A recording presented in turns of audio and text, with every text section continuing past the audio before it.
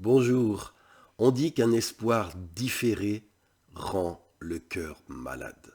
Et c'est vrai, quand on a espéré, cru quelque chose et que cette chose ne se réalise pas souvent, notre cœur est abattu. Et il peut en être ainsi aussi dans notre vie chrétienne. Quand Dieu semble très en retard, qu'on ne voit pas la réponse à nos prières venir, on peut aussi vraiment avoir le cœur abattu. Et si c'est ton cas, j'ai enregistré ce message pour t'encourager. Je voudrais vous encourager au travers d'un passage que nous trouvons dans l'évangile de Jean au chapitre 11 et qui concerne Lazare. Écoutez bien cette histoire. Elle va vous apprendre quelque chose d'important pour lutter contre le découragement et la déception. Dans Jean 11, verset 1, il est dit qu'il y avait un homme malade, Lazare. Il était de Béthanie, le village de Marie et de sa sœur Marthe. Et ce Lazare va tomber malade. Et au verset 3, il est écrit que les deux sœurs envoyèrent quelqu'un dire à Jésus, « Seigneur, celui que tu aimes est malade. » Sous-entendu, viens vite, Seigneur, on a besoin de toi. Or, il est dit dans Jean 11, verset 6, que quand Jésus apprit que Lazare, son ami, était malade, il resta encore 2 jours à l'endroit où il se trouvait. Il resta encore 2 jours au moment où son ami était dans un état d'urgence et avait vraiment besoin de lui. Curieux.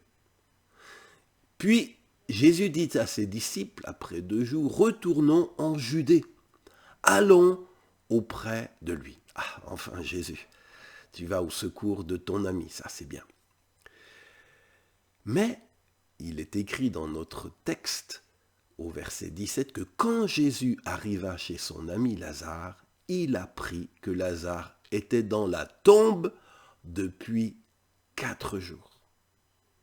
Il faut dire que Jésus, il a tardé 2 jours d'attente, plus au moins 2 jours de voyage, et il arrive, c'est trop tard. Son ami est déjà au tombeau. Et là, quand Marthe apprend que Jésus est arrivé, on lit au verset 21, elle dit à Jésus, « Seigneur, si tu avais été là, mon frère ne serait pas mort. » Et puis on avertit l'autre sœur, Marie, que Jésus est là. Et Marie court, on lit verset 32, elle arriva où se trouvait Jésus, et dès qu'elle le vit, elle se jeta à ses pieds et lui dit, « Seigneur, si tu avais été là, mon frère ne serait pas mort. » Eh bien, quand on lit ceci, par 2 fois, « Si tu avais été là, mon frère ne serait pas mort », c'est comme si, « Mais tu faisais quoi, Jésus ? Quand on t'a appelé au secours, on a envoyé des gens pour t'avertir. Mais t'as fait quoi? Pourquoi, Jésus, as-tu tardé ?» N'est-ce pas là souvent aussi notre réaction quand Dieu semble être venu trop tard? Au verset 40, Jésus a dit à Marthe, « Ne t'ai-je pas dit, si tu crois, tu verras la gloire de Dieu. » Mais moi, dit Marthe, Jésus, la seule chose que je vois pour l'instant, oui, tu m'as dit que je verrai ta gloire, mais la seule chose que je vois pour l'instant, c'est que mon frère est mort depuis 4 jours et que toi, en ouvrant sa tombe, eh bien, tu vas sentir les odeurs, il doit sentir mauvais. C'est ça, la réalité en face. Et n'est-ce pas là aussi souvent notre réaction?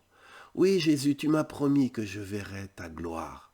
Mais moi, pour l'instant, ce que je vois, c'est que je ne suis toujours pas guéri, que je n'ai pas eu ce travail ou cette promotion, que je ne suis pas encore enceinte, que ma délivrance financière n'est pas arrivée. Et maintenant, Jésus, c'est trop tard, c'est mort pour moi. On a cru, à juste titre, à la promesse donnée, à la promesse reçue, mais on l'attend encore. Viendra-t-elle ? Nous lisons dans notre texte, versets 23 et 24, que Jésus déclara à Marthe, « Ton frère ressuscitera. » Et Marthe lui répondit, « Je sais qu'il ressuscitera de la résurrection des morts au dernier jour. » Certaines promesses de Dieu concernent en effet notre vie dans l'au-delà. Marthe le sait, la résurrection des morts, c'est une promesse pour les derniers jours. Mais dans le cas présent, quand Jésus déclara « Ton frère ressuscitera », c'était pas pour une promesse pour le dernier jour, c'était une promesse pour notre vie ici-bas, aujourd'hui, maintenant.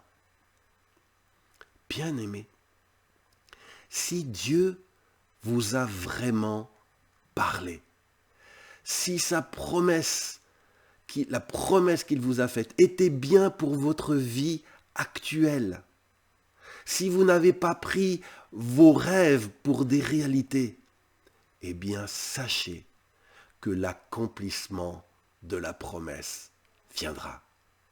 Lazare ressuscitera. Le corps trop usé d'Abraham et de Sarah donnera naissance à l'enfant de la promesse.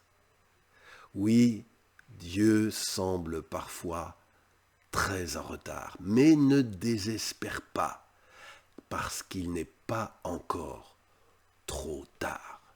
Il n'était pas trop tard pour Lazare. Lazare est revenu à la vie. Il n'est pas encore trop tard pour toi. Si Dieu te l'a promis pour ta vie maintenant, tu verras toi aussi la gloire de Dieu. Même si le timing de Dieu est parfois vraiment déroutant, et qu'on a l'impression que Dieu, il fait traîner les choses, comme dans ce texte, sachez que ce que Dieu vous a promis, il l'accomplira. J'aimerais vous inviter maintenant à prier. Seigneur, je sais qu'il y a parmi tous ceux et toutes celles qui m'écoutent des gens qui sont déçus, des gens qui sont blessés, des gens qui ont cru, qui ont serré dans leur cœur une promesse et qui ne la voient pas s'accomplir, qu'à l'heure d'aujourd'hui, rien ne transparaît à l'horizon. Et leur cœur est malade, leur cœur est déçu. Peut-être même leur situation, au lieu de s'améliorer, s'est empirée, comme pour Lazare qui était malade et qui après était mort. Et je veux prier dans le nom de Jésus pour tous ces bien-aimés.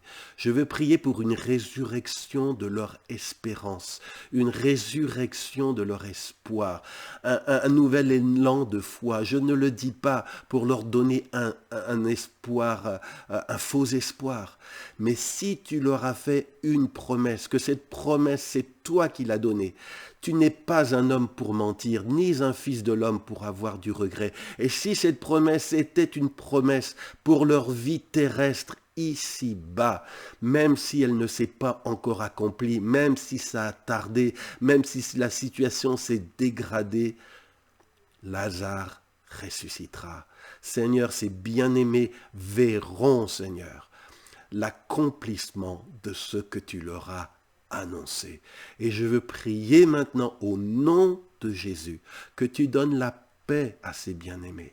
Je veux prier aussi au nom de Jésus que la promesse que tu leur as faite, je veux m'accorder avec eux, Père, pour que bientôt vienne le moment où le tombeau va s'ouvrir et où ta voix va dire « Lazare, sors !» et où ces bien-aimés verront le miracle, verront l'impossible devenir possible, verront ce qu'ils ont prié, attendu, espéré. Ils le verront se réaliser. Donne-leur cette joie, Seigneur, parce que tu le leur as promis et ils ont cru en tes promesses. Au nom de Jésus, Amen. Bien-aimé, si ce message t'a vraiment parlé, vraiment encouragé, alors transmets-le, partage-le avant de faire autre chose. Partage ce message à d'autres, parce qu'il y en a d'autres qui ont besoin d'entendre cette parole. Elle va les bénir. Et aussi, n'oubliez pas, nous avons un site internet cdlr.fr où vous retrouverez tous mes messages, tous mes enseignements et une école de formation en ligne gratuite. Donc, partagez cette vidéo et faites un tour sur notre site cdlr.fr. Et je vous dis à vendredi prochain pour un nouveau partage. Au revoir.